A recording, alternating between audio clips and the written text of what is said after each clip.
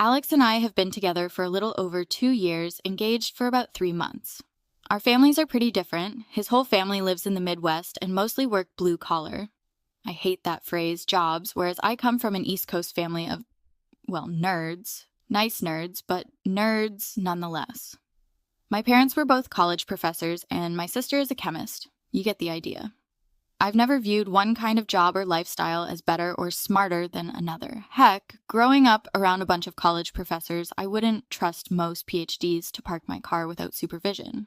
However, I know that society has certain stereotypes that are hard to shake, so I was initially understanding when Alex was nervous about meeting my family. We live on the West Coast, so we see his family a lot more often than we see mine. He didn't meet my parents until we'd been together almost a year, and we've only done maybe 4 trips or visits with them total. I'd hoped that first visit would put some of Alex's fears to rest, but if anything, the problem keeps getting worse.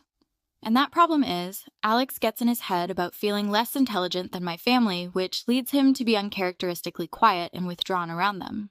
Ironically, this makes him come off as not so bright, or at least uninteresting and unfriendly, because he just sits there like a bump on a log instead of engaging with anybody. Even when I try to draw him into the conversation by turning the topic to something he's interested in and asking him a question about it, he'll maybe say a sentence or two and then clam up again. It's not like my family sits around discussing deep philosophy and quantum physics all the time either. The majority of the time we talk about pretty average, normal topics, current events, what's on TV, family gossip, whatever, and it's not like there's any lack of other things to talk about. Alex has a side business as a photographer, and my mom loves photography, but he won't even talk to her about it because my photos are probably way too amateurish for her.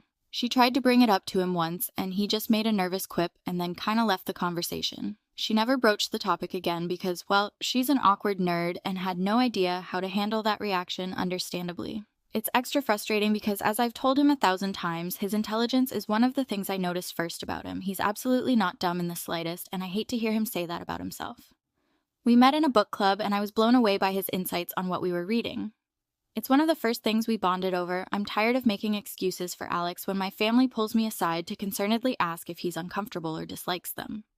There's only so many times I can say, oh no, we're just exhausted from the flight. Or it just takes him a little while to feel comfortable around new people. When he's met them this many times, I want to be on his side and defend him, but at a certain point, it's honestly embarrassing.